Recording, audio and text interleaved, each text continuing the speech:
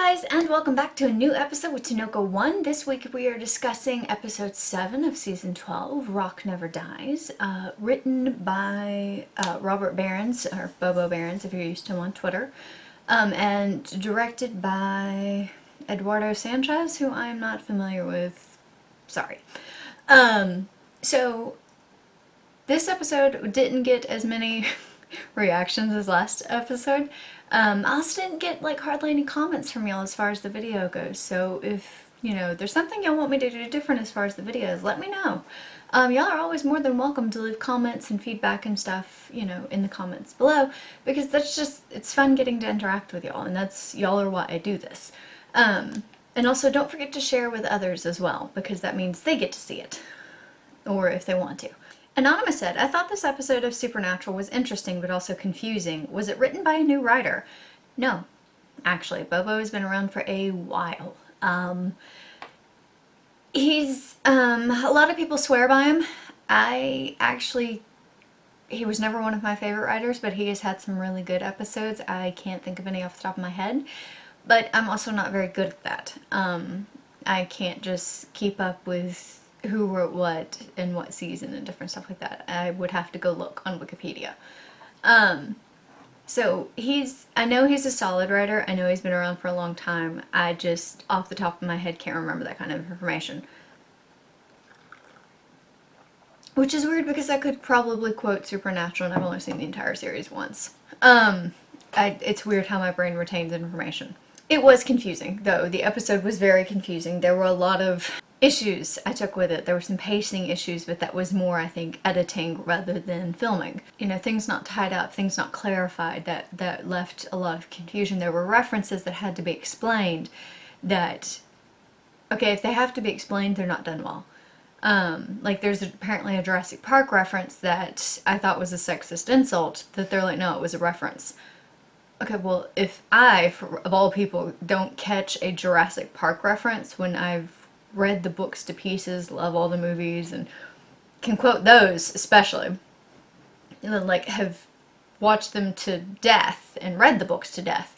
If I don't catch a Jurassic Park reference, there's a problem with the reference. Anonymous said, what were your thoughts on the episode of Supernatural? I had a lot. You unfortunately would have to be more specific. I enjoyed a lot of elements of the episode. I did, however, find the pacing troublesome. There was parts, Lucifer was very creepy, but also very tragic and heartbreaking at times. But a lot of it just seemed to really drag. And I don't think so much, like I said, editing is much to blame as the storytelling. So I don't necessarily think, that seems to be a lot of problem with some of the episodes this season, is that it's just like, okay, if they just shaved off just seconds out of several of these scenes, the whole episode would have been much better. But it's because this awkward, too long pause in there ruined a scene.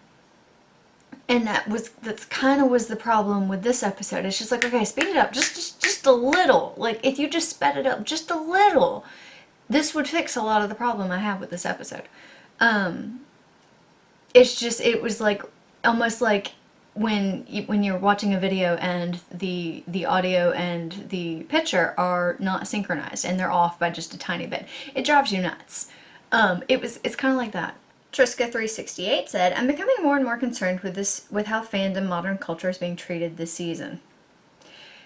Yeah.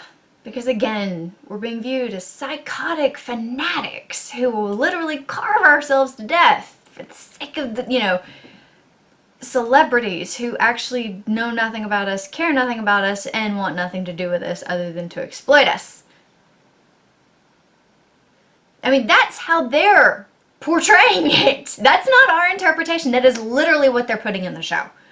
And it's just when Bob Singer is quoted as saying that basically the fandom is so stupid that they could do whatever they want and still make money. In which case reference to also that it's a bunch of stupid, idiotic girls, and that they could do whatever they wanted with the show and still make money. And we're like,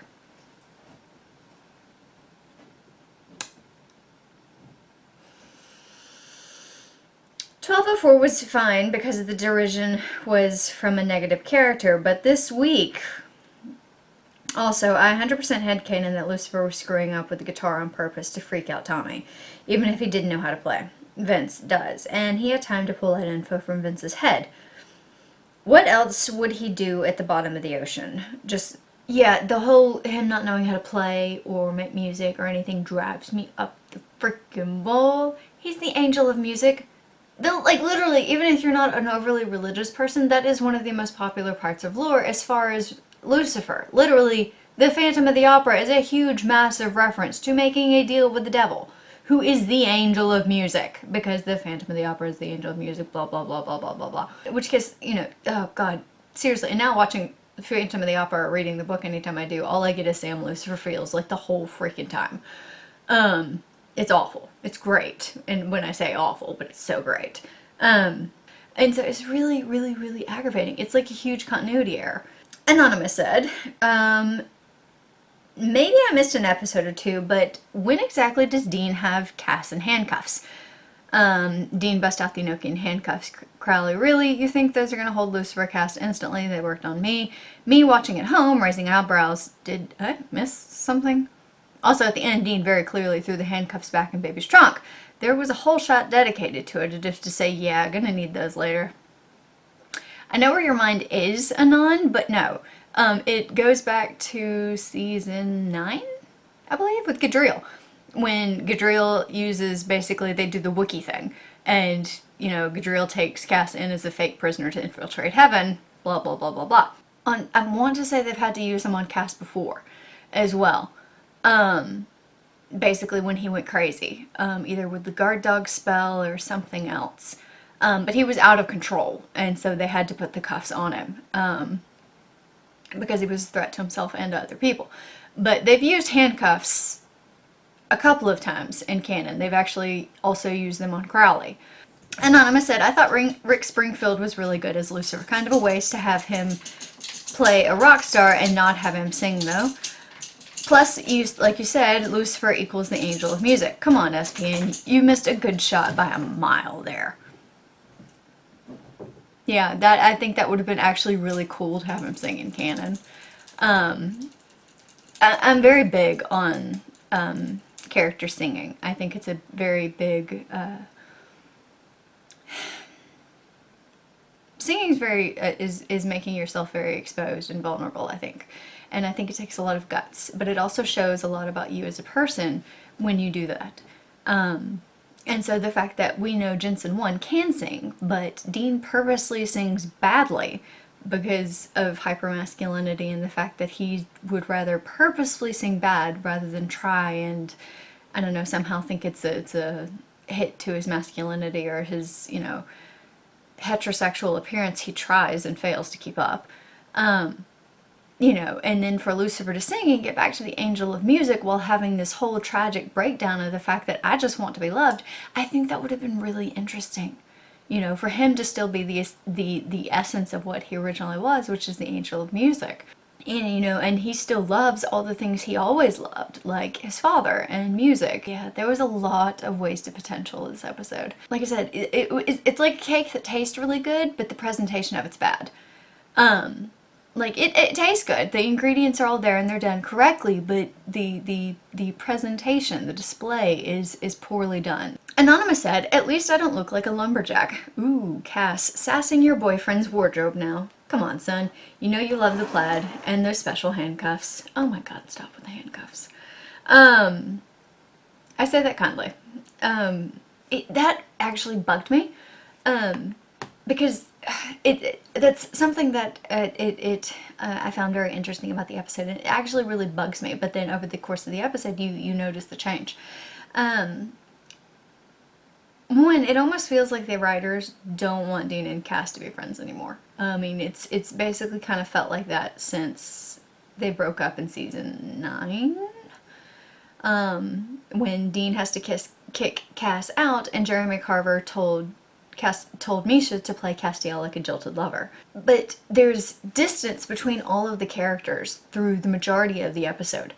And And I think that had to have been intentional, because at the end of it, you have all four of them standing there close-knit sort of together, which is the first time in the whole episode, and it's this moment of solidarity between all four of them in this battle that they're all finally sort of...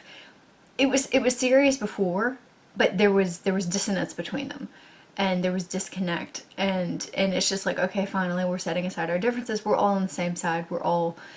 You know, like, Crowley came through for them in a major way and took an ass kicking for it, which was to everyone's surprise.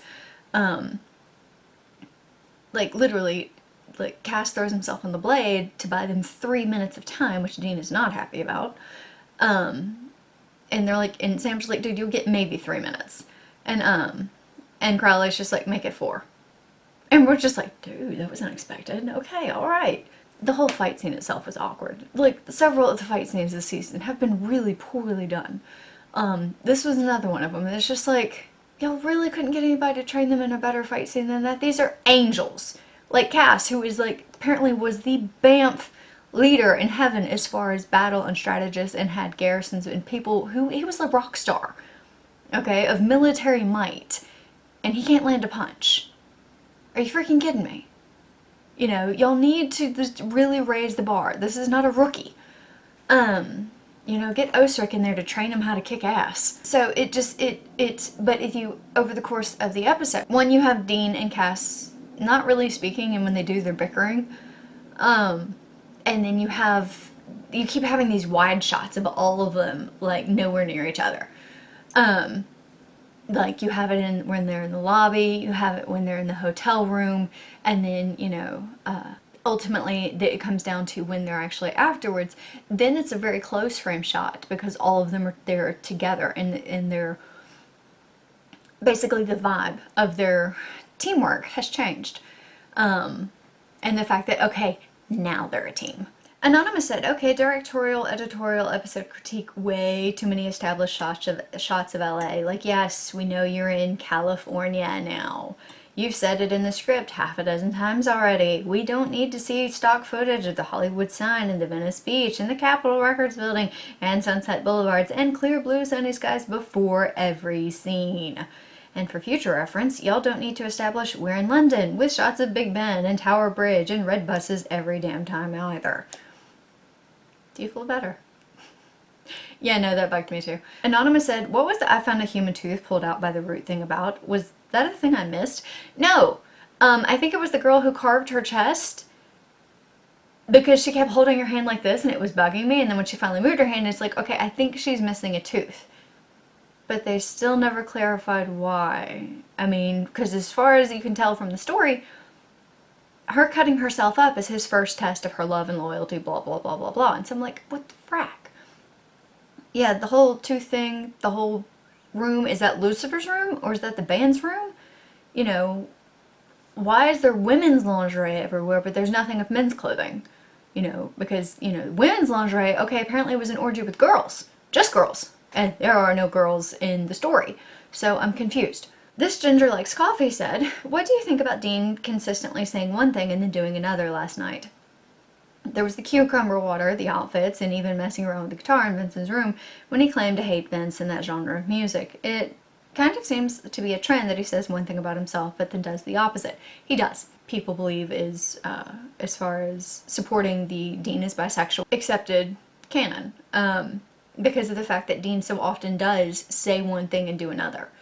That, or either he will only, like the cucumber water, indulge in that when he, like, is decked out like a rock star, so he thinks that, you know, basically supports his image enough that he can drink this girly drink and his masculinity not be threatened. That Dean, you know, oh honey, I don't do shorts, except, oh no, you do. You do. And then, you know, the fact that he admits, no, I lie professionally, and I say things all the time and don't mean it. You know, Dean, no chick flick moments, but he loves chick flicks. It's these things that he doesn't accept as being appropriately masculine that he feels the need to project. And he's performing and putting on an act of what he thinks he ought to be and how he thinks he needs to act. to live up to some idea, but they're not actually the things he likes or who he is, and it's really, really sad and depressing to watch. Because unfortunately that is the way our society is when it comes to men. You know, and it's very toxic and unhealthy. And, you know, it's just like, just do what you want. Like what you want. Nobody cares. You care more than anybody else does. You know, people have their own lives and their own crap to deal with. They don't care that much about yours, no offense. You know, life is short and then you die. In your case, you might die several times. You know, just like whatever the frick you want. If that includes chick flicks and magical girl anime, you know, moon prison power makeup. I mean, come on, dude. I kind of think a lot of this is, or could possibly lead up to, basically, I always hope for Canon Destiel. I really do. But it's part of the reason I'm always so hopeful for it is the fact that Supernatural is falling increasingly behind other shows and other networks as far as representation that fans want. Fans are leaving Supernatural, and it's like almost a mass exodus as far as going to other shows and other networks because of the fact that fans can easily at this point are starting to find other shows with representation that they want. Which is, hey, I want to see me, you know? It's not just so much is what happens in the story, it's you want people you can connect to and you can see yourself in. Which is why when we get so offended when the few girls on the show get treated so poorly, is because, okay, finally I saw somebody who looked like me and now they're dead, or they're tortured, or they're evil, or they were there just to be a fuck toy. You know, that's kind of aggravating. So, of course, many of us in the Supernatural fandom are also LGBT.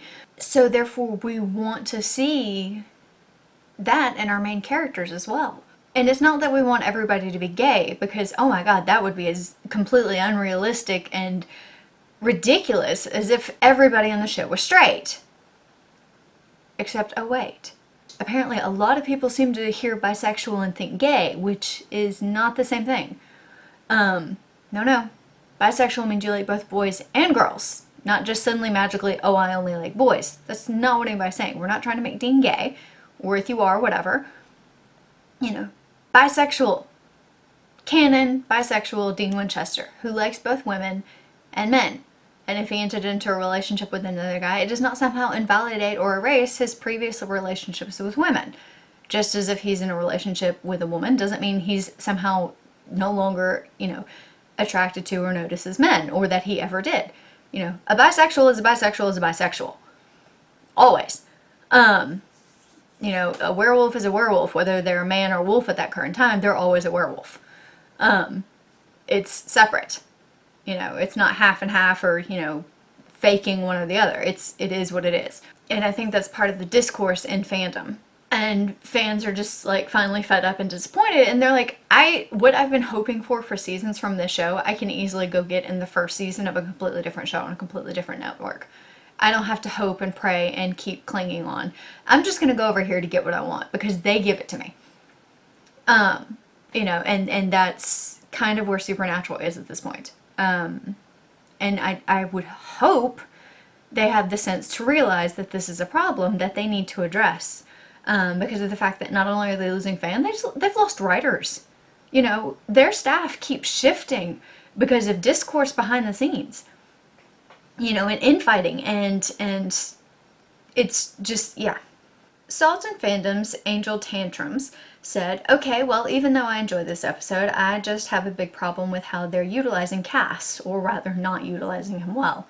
He was once Heaven's soldier and powerful strategist. Yes, he's powered down, understandable from last season, but to what extent? To the point that a Crossroads demon is stronger? Someone needs to say thank you to Crowley, by the way. He made his bad choices, but who hasn't on this show, right? Also, did Lucifer's music speech remind you of God in season 11? Lucifer's speech about God, I think, actually, if I remember correctly, basically reminded me of him. And I was like, does he not realize he's describing himself? He's describing himself.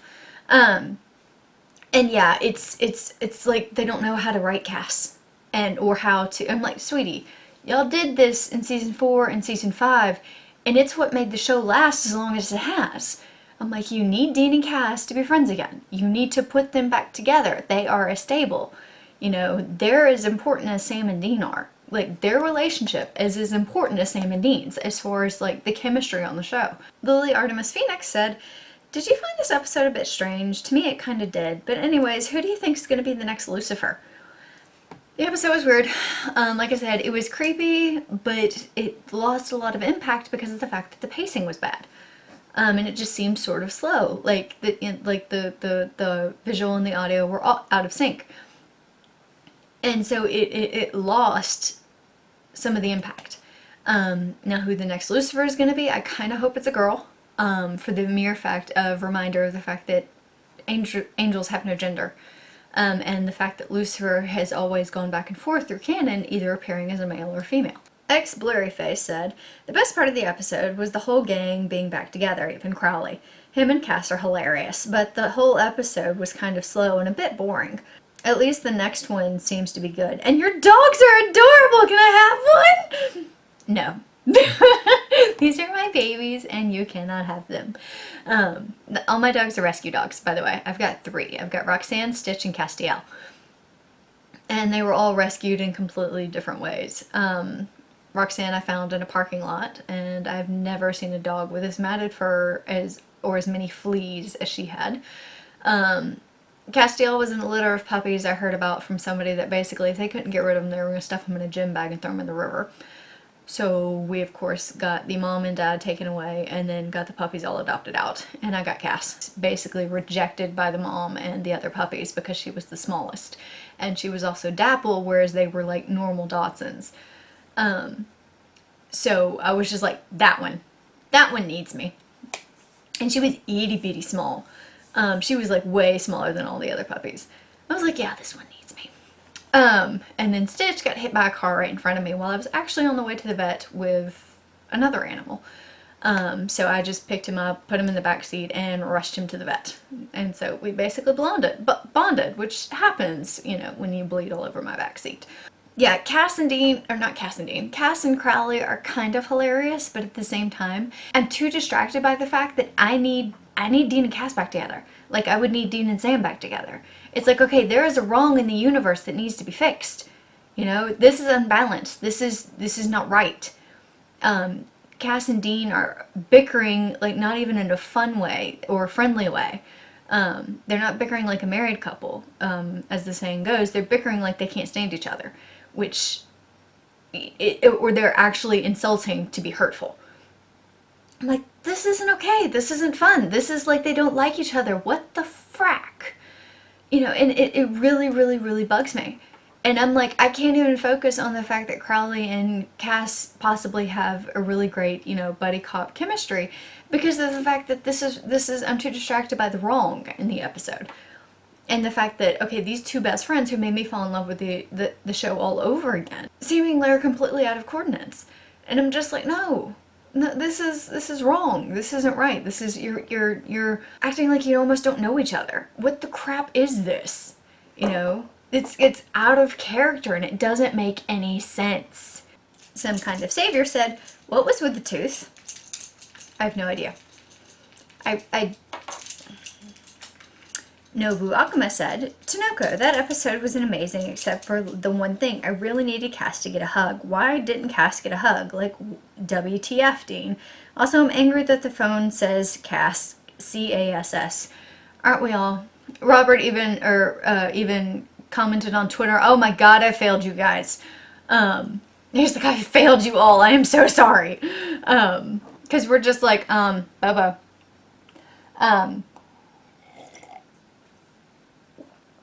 So it a lot of the writers believe it is CAS. The fandom, of course. Creation Stands has a mug and an entire line of stuff that says it's CAS, not CASS. I mean, so they're with us as well. That this is the thing. And literally the whole CASS thing comes from is Eric Kripke, when he started writing Castiel, he just thought CASS looked cooler, so that's the way he wrote it. And we're like, that doesn't even make sense. That's not how you shorten a name. I'm tired, sorry, I haven't had a very good day. And that's it for this week. Next week we are back with the episode called Lotus. That is an acronym for, or play on, President of the United States. The episode is Lucifer of the United States, where apparently he somehow ends up possessing the president or something. I'm not entirely sure. Hopefully it's a girl, because that's actually something that's being done a lot in media right now. It's kind of like a snub to, the evil orange, with the fact that in all these shows is that the president is a woman. It's just like, yes, good. They stand with her. And I will be back, of course, next week. If y'all want me to do any videos outside of the discussion videos or the reaction videos, just let me know. You can talk to me. Guys, I'm not going to bite your heads off. You are more than welcome to leave comments below. You are always welcome to leave ask on my Tumblr. You can put in a request. I'm also currently in the middle of doing fic commissions and podfic commissions if you would like to talk to me on Tumblr as far as about that. I'm trying to raise money so I can go to a convention next year, which, wow, is like 2 weeks away. Next year, not the con. So I am doing commissions online, and then also will be basically starting doing audiobooks again. So if I'm not able to do commissions, I'll probably just turn around and start doing audiobooks, which means I'll have less time for fandom, but hey, gotta have those jobs. So I will see y'all back. Hope to hear from y'all. We will, yeah. If you like the video, please like, comment, subscribe. Check out the links below. You can support me on Patreon, or you can either donate to on my PayPal, or you can contact me on Tumblr as far as commissions. I hope y'all had a very happy Thanksgiving. I hope y'all are going to have a very Merry Christmas and any other holiday you celebrate. Bye!